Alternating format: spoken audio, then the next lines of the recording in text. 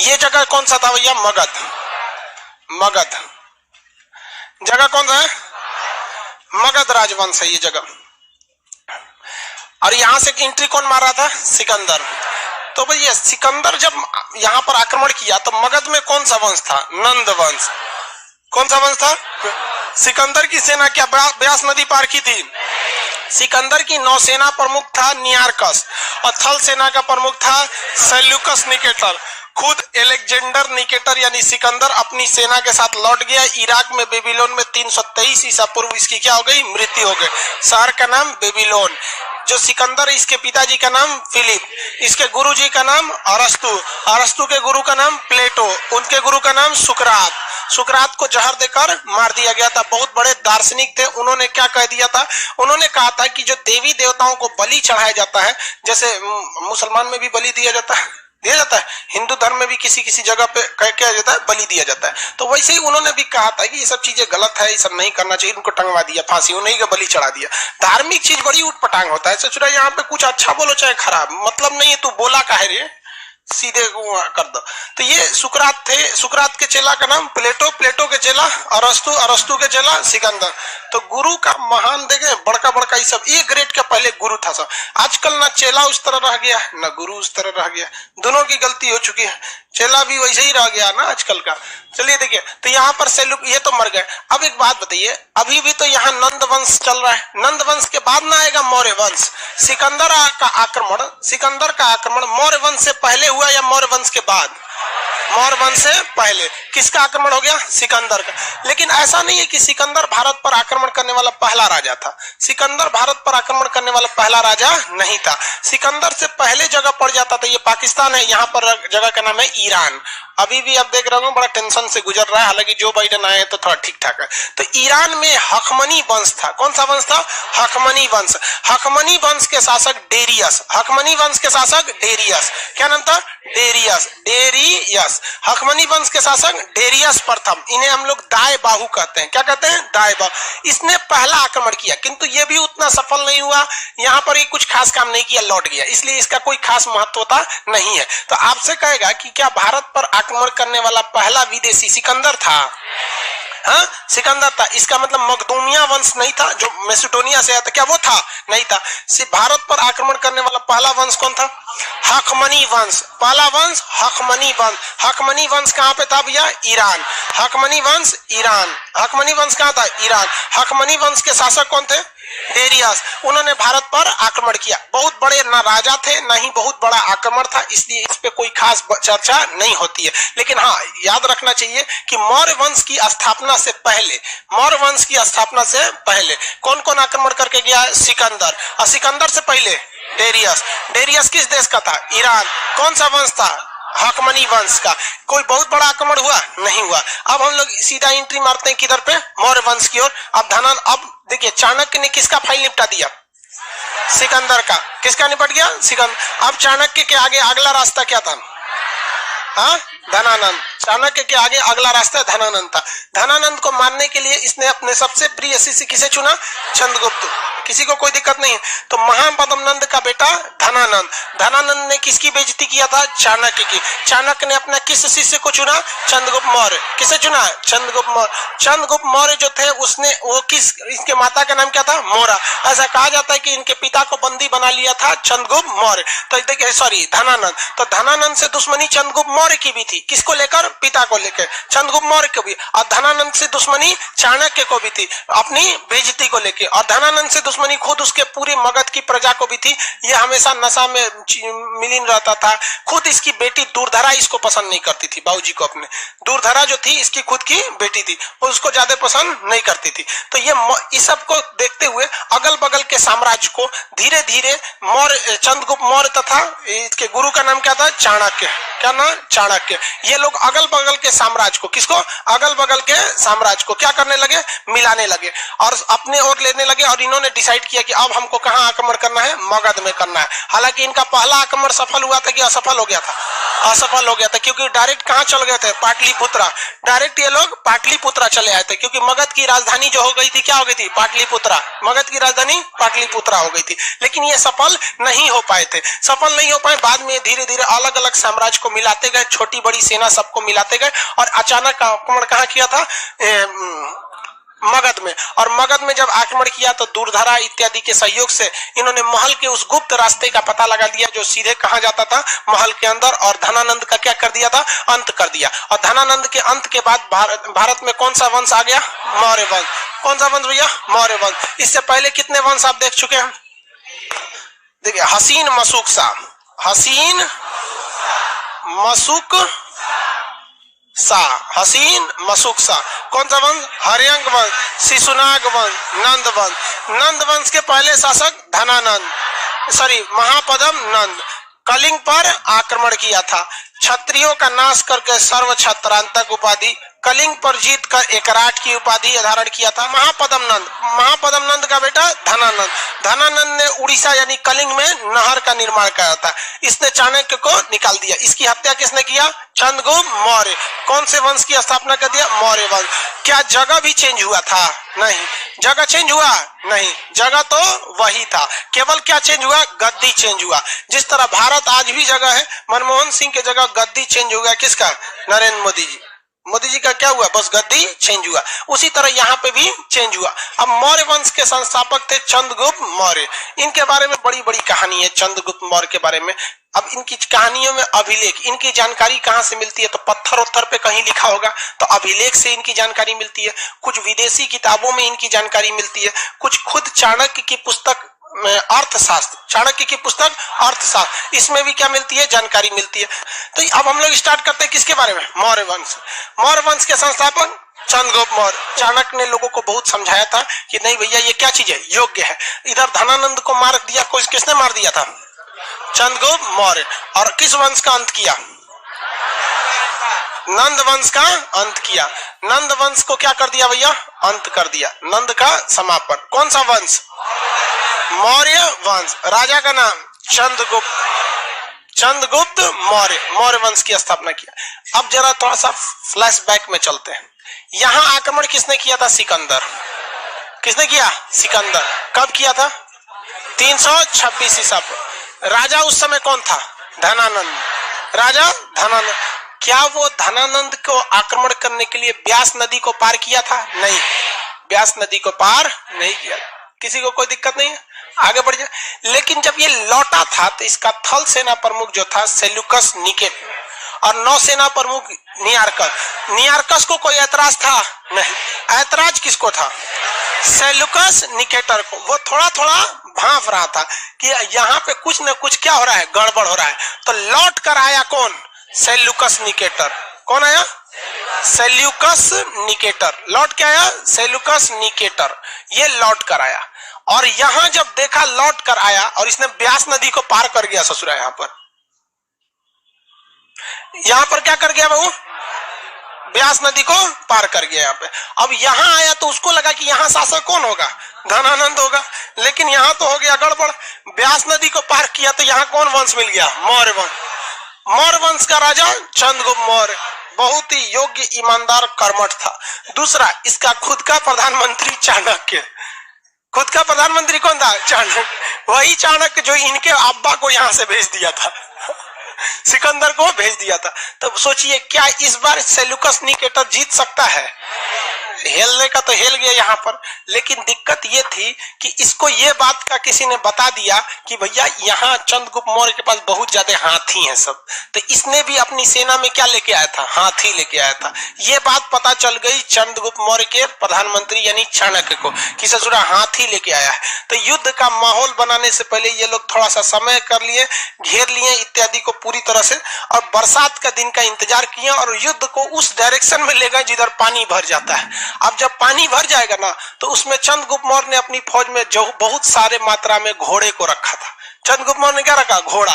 घोड़ा ससुरा पानी हिल जाता है, बढ़िया से दौड़ जाता है, थोड़ा थोड़ा पानी में एकदम आराम से दौड़ जाता है, और हाथी बिछला के गिर जाती। अब ससुरा हाथी गिरेगी तो उठने में 10 मिनट टाइम लगेगा।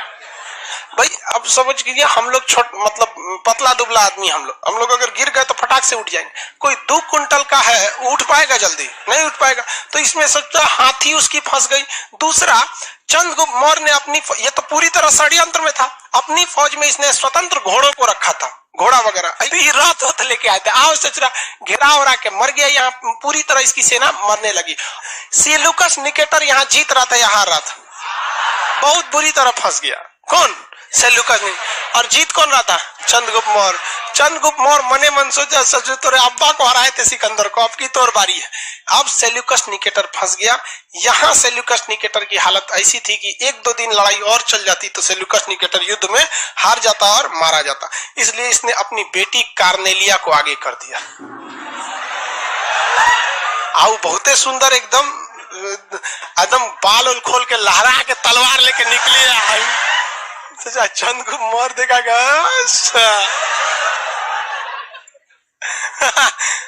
अब उसके आगे आप समझ में करते हैं। फर्स्ट टाइम देखा तुझे लव हो गया, सेकंड टाइम में सब हो गया। चंद्रगुप्त मौर्य ने किसको बोला? सेल्यूकस निकेटर को, बबुआ हम एकरा से ब्याह कर तो। दोनों में क्या हो गया? शादी ब्याह हो गया। आए थे युद्ध का नगाड़ा बजाने, बज गया तिलक। नहीं समझ गया? तिलक हो गया। अभी दोनों में क्या हो गया? शादी हो गया। तो चंद्रगुप्त मौर्य ने शादी किससे किया? कार्नेलिया, जिसे हम लोग हेलन भी कहते हैं। क्या कहते हैं? हेलन। कार्नेलिया को क्या कहते हैं? हेलन कहते हैं। अब वो क्या बन गए? ससुर जी। क्या बन गए? ससुर जी। लेकिन ये बताइए, कभी ऐसा बाप निश्चिंत होकर रह सकता है, वो भी ऐसे दामाद से जिसे युद्ध के मैदान में लड़ाई लड़ रहा था कुछ दिन पहले? नहीं। तो इसको एक बात का टेंशन जरूर था कि कहीं ऐसा ना हो कि हम यहाँ से अपनी सेना लेकर वापस जाएं यूनान, तो यहाँ हमारी जो पत्नी है हेलन, इसको कहीं नहीं, इसकी जो पत्नी है यानी उसकी बेटी हेलन, कहीं उसको चंद्रगुप्त मौर्य थूर मत दे। अगर थूर थार दिया तो दिक्कत हो जाएगा। तो इसने सोचा थूरे ना, इसके लिए क्या करें? तो दहेज दिया। क्या दिया? दहेज। दहेज में एरिया, आराकोसिया, जेड्रोसिया, पेरिस्पेमियाई, ये 4 गो क्षेत्र दहेज में दे दिया। एरिया, आराकोसिया, जेड्रोसिया, पेरिस्पेमियाई का वर्तमान नाम है काबुल, करधान, मकरात और हेरान। काबुल, कंधार, मकरान और हेरात। काबुल, कंधार पूरा अफगानिस्तान था उस तरह, मकरात और हेरात ये पूरा पाकिस्तान। तो चंद्रगुप्त मौर्य के दहेज में मिला था पूरा पाकिस्तान और पूरा अफगानिस्तान। एक बिहारी के छोड़े हुए दहेज पर आज 2 देश खड़े हैं। सब दहेज नहीं लेना चाहिए, गलत बात है। यहाँ पे खुद से इतना काम है। देखिए लड़की सब को भी भाई, देखिए लड़की सब में भी क्या कहे, लड़का का ही एक तरफा गलती नहीं होता है दहेज में। लड़की रहेगी ग्रेजुएशन हिस्ट्री ऑनर से, और उसको पता नहीं है कि पानीपत की तृतीय लड़ाई कब हुई थी, और उसको लड़का चाहिए सरकारी नौकरी वाला। दहेजवा मेन यहां से शुरू होता है। बेरोजगार हो, बेरोजगार से शादी करो, दहेज मांगने की झंझटें नहीं है। नौकरी है, नौकरी वाले से करो, नहीं मिलेगा। लेकिन जब आप रहिएगा पहली कक्षा में और सोचिएगा 7वीं कक्षा में, मतलब अपने से ऊपर वाले में लगेगा, भाई पैसा लगबे करेगा, जेन्युइन है, पैसा लगेगा, आप उस कैटेगरी के रहिए, कोई दिक्कत नहीं है। नहीं समझ में आएगा? लड़कियों सब में नहीं होते सब, अपने कुछ ना पता रहता है, लड़का चाहिए हमको एकदम सरकारी नौकरी। सरकारी नौकरी मिले करेगा सरकार। आप लड़की लोग में जिसका जॉब हो जाएगा, किसी को दहेज देने की जरूरत नहीं पड़ेगी। क्या दहेज? कोई मंगो नहीं करेगा दहेज, जानता है कि दहेज से ज्यादा का सैलरी हो जाएगा, और दहेज उसमें जरूरत भी नहीं पड़ेगी। पढ़ लिख के नौकरी ले लीजिए, 50% अपने ससुराल वालों को दे दीजिएगा, और कुछ जब तक माँ बाप जिंदा है माँ बाप को दे दीजिएगा।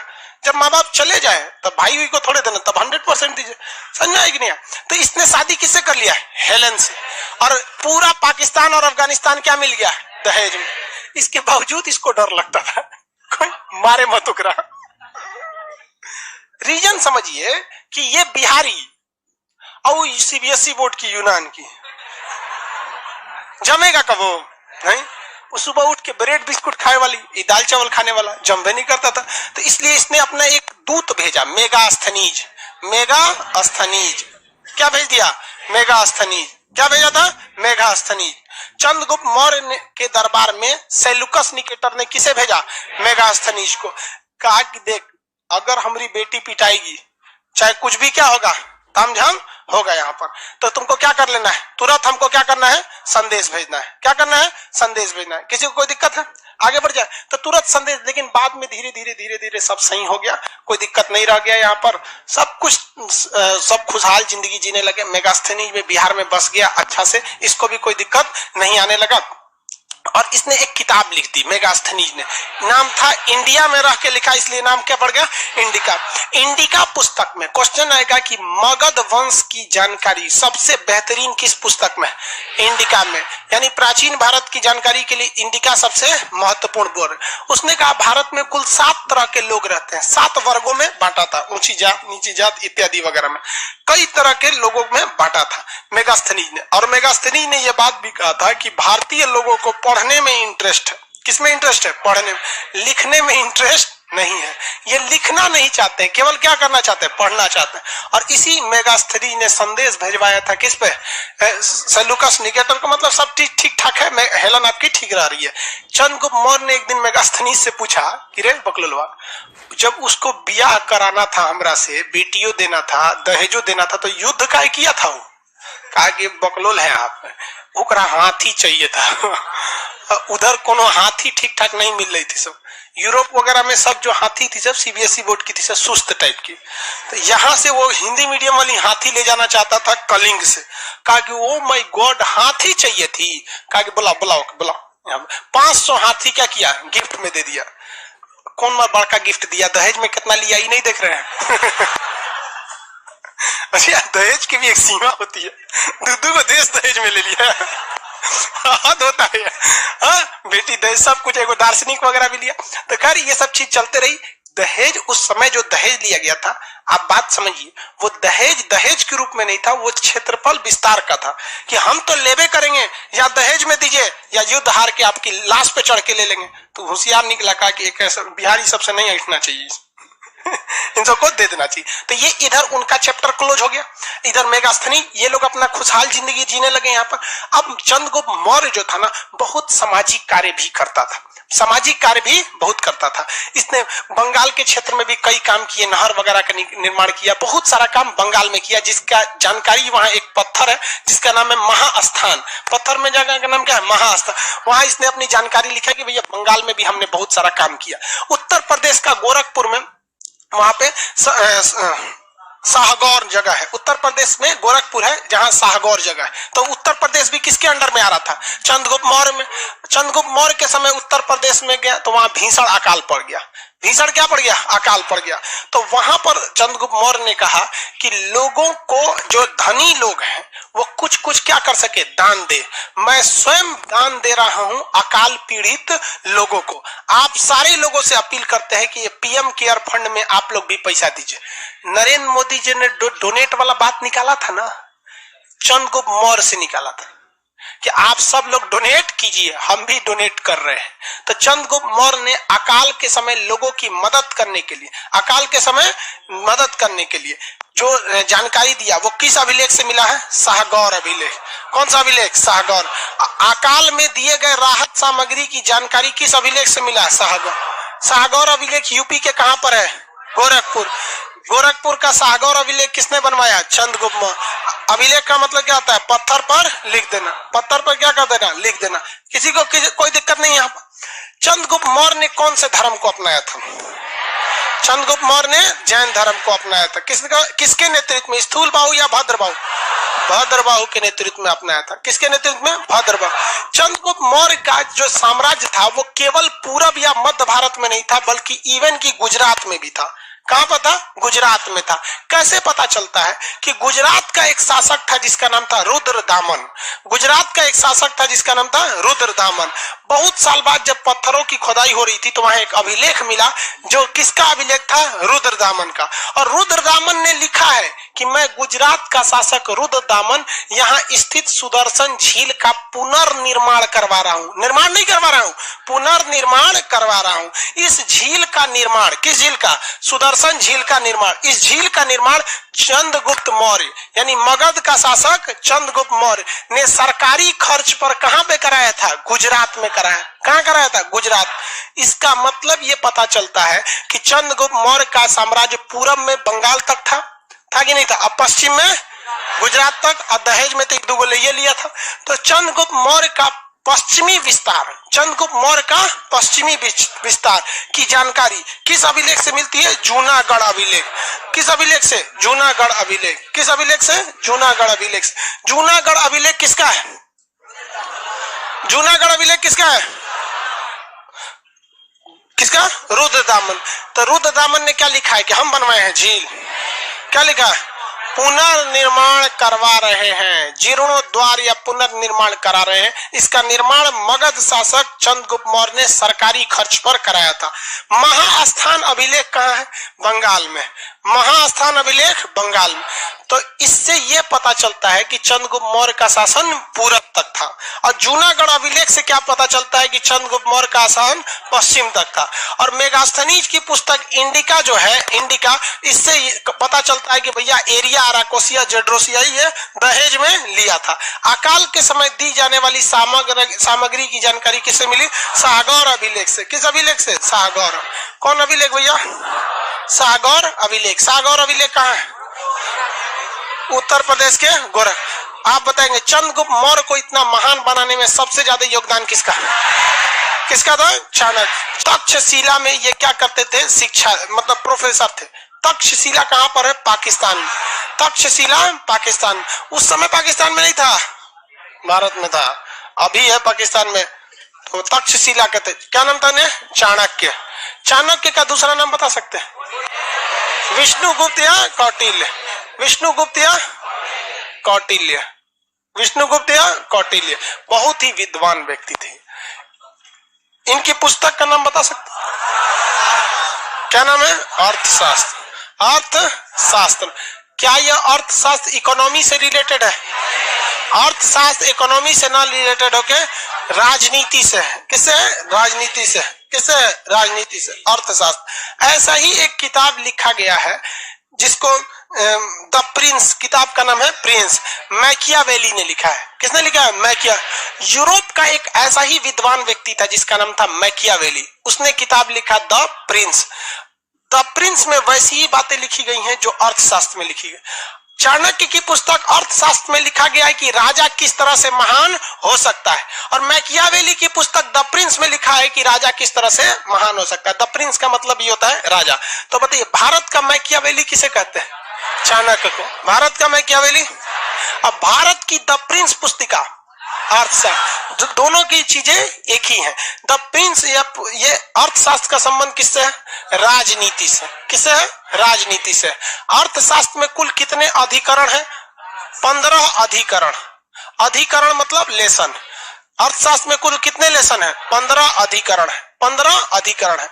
अर्थशास्त्र को किताब का रूप समाजशास्त्री ने दिया था। क्या दिए थे? समाजशास्त्री ने दिया था। एक व्यक्ति था, खैर कोई बात, उससे कोई इंपॉर्टेंट नहीं है। समाजशास्त्री नामक विद्वान ने दिए थे।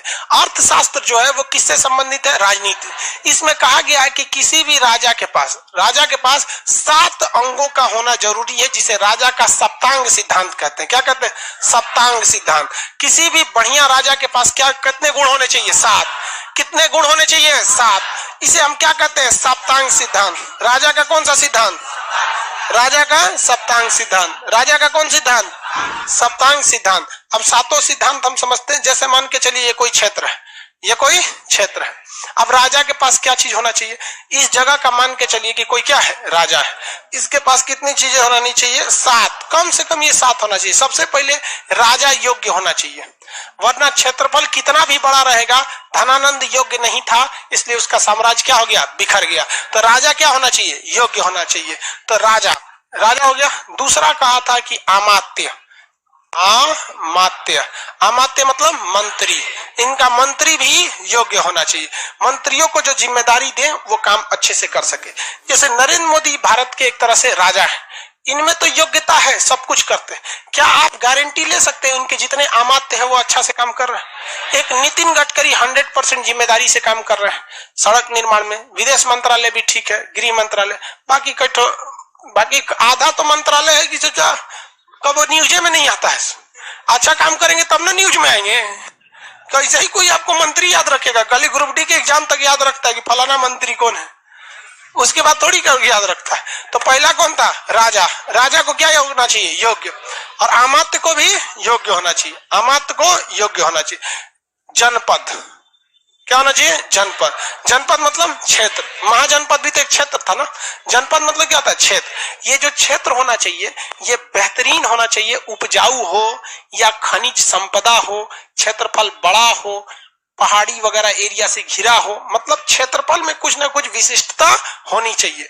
इस क्षेत्रफल या जनपद के चारों ओर किलेबंदी हो, बॉर्डर बनाइए, या तो दीवार का परमानेंट बॉर्डर बनाइए या पहाड़ का नेचुरल बॉर्डर बनाइए, जिस तरह से अजात शत्रु के समय राजगीर में थी, या फिर बॉर्डर पे फोर्स लगाइए, बीएसएफ लगाइए, आर्मी लगाइए, लेकिन अपने जनपद के चारों ओर आपको किला बनाना है, यानी दुर्ग बनाना है। क्या बनाना है? दुर्ग बनाना है। क्या बनाइए? दुर्ग। सबसे पहले राजा के सप्तांग सिद्धांत में पहला राजा, दूसरा अमात, तीसरा, चौथा दुर्ग। चौथा दुर्ग। आपका कितना भी दुर्ग मजबूत कर लीजिए, कुछ भी कर लीजिए, अगर आपके पड़ोसी ठीक नहीं है तो कहीं ना कहीं आप अपनी अर्थव्यवस्था पे ध्यान नहीं दे पाएंगे, अपनी अर्थव्यवस्था पे ध्यान नहीं दे पाए, पूरा पैसा सेना पे खर्च हो जाएगा। जरा सोचिए कि जिस तरह से हमारा और नेपाल का रिश्ता एकदम शांत है, जिस तरह से भूटान का शांत है, श्रीलंका, बांग्लादेश, म्यांमार शांत है, अगर ऐसा ही रिलेशन पाकिस्तान और चाइना के साथ शांत रहे तो भारत का डेवलपमेंट नहीं हो सकता है, बहुत बेहतरीन है।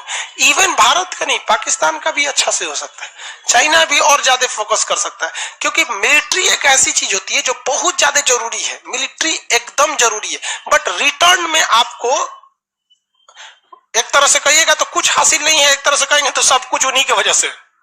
मिलिट्री नहीं रहेगी तो आपका देश चल जाएगा, लेकिन अगर शांत रहे एकदम कोई दिक्कत नहीं, जैसे भूटान और भारत के बॉर्डर पे मिलिट्री रहे ना रहे बहुत दिक्कत आने वाला नहीं है। समझ में आएगी नहीं? आ गया किसी को दिक्कत? तो यहाँ क्या कहा गया? मित्र। राजा के पास क्या रहना चाहिए? मित्र। राजा के पास क्या रहना चाहिए? मित्र। मित्र क्या होना चाहिए? बेहतरीन रहना चाहिए। राजा के पास मित्र बेहतरीन होना चाहिए। 6 नंबर मित्र के बाद 6। धन। धन का मतलब क्या होता है? कोष, पैसा होना चाहिए भैया, धन यानी कोष होना चाहिए। और जो अगर कोई, अरे उसको ध समझो ना, कोष। राजा के पास क्या होना चाहिए? कोष होना चाहिए। किसी को दिक्कत है?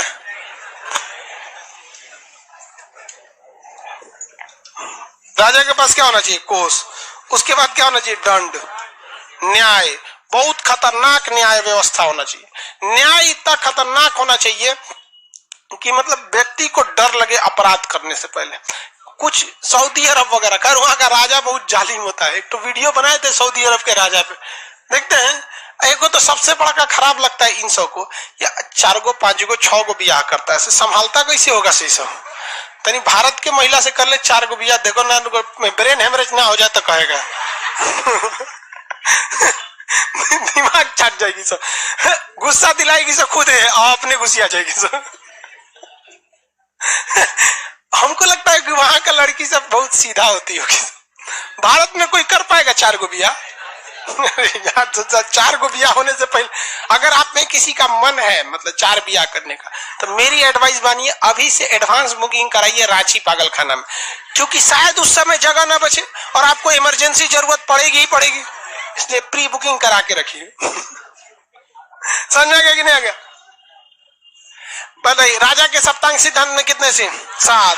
पहला राजा, पहला, दूसरा अमात, फिर जनपद, जनपद के बाद दुर्ग, दुर्ग के बाद मित्र, मित्र के बाद कोष, कोष के बाद न्याय। भाई पैसा तो अच्छा रहना चाहिए ना, धन यानी कोष। कोष नहीं रहेगा तो आपका अर्थव्यवस्था क्या हो जाएगा? चौपट हो जाएगा। किसी को कोई दिक्कत नहीं है? आगे बढ़ जा। एक है कि सऊदी अरब के यहाँ से कानून लाना चाहिए। नहीं भैया, इंडिया में कानून सही, हर देश का कानून अपनी जगह से। हम लोग का कानून गलत नहीं है, हम लोग का कानून बहुत अच्छा है, बस थोड़ा सा लेट हो जाता है। लेट हो जाता है, लेट नहीं होता। हम लोग का कानून भी तो 1 नंबर है। दामिनी की हत्यारा जो दिल्ली रेप केस हुआ 2014, 20 में फांसी हुआ, निर्भया केस में 2014 में हुआ, 14 में कर दीजिए फांसी। दिक्कत हमारी समस्या गलत न्याय नहीं है, हमारी समस्या लेट प्रोसीजर है। हमारे यहाँ एसएससी गलत नहीं है, सोचा लेट कर देती है 4 साल, इसलिए गलत है। समझ में आ गया कि नहीं? हर चीज का एक टाइमिंग रहना चाहिए ना। यहाँ पे ये समझ में आ गया राजा के सप्तांग सिद्धांत, अर्थशास्त्र वगैरह सब कुछ समझ में आ गया आप लोग को? किसी को कोई दिक्कत नहीं है अर्थशास्त्र के सिद्धांत में? आगे बढ़ जाते हैं अर्थशास्त्र के सिद्धांत में। चंद्रगुप्त मौर्य ये अर्थ इनके चाणक्य के ही देखरेख में शासन करता था। अंतिम समय में चंद्रगुप्त मौर्य ने कौन सा धर्म अपना लिया था?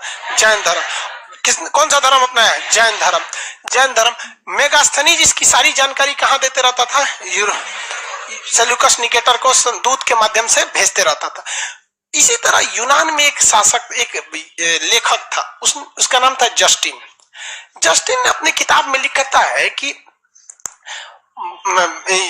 भारत में सेंड्रोकोटस एक बहुत महान शासक है। उसने अपनी किताब में लिखता है, देखिए ध्यान से, भारत का एक सेंड्रोकोटस शासक बहुत महान है, वो मगध का शासक है, उसके प्रधानमंत्री का नाम चाणक्य है, वो जैन धर्म को अपनाता है, वो बहुत ही योग्य शासक है।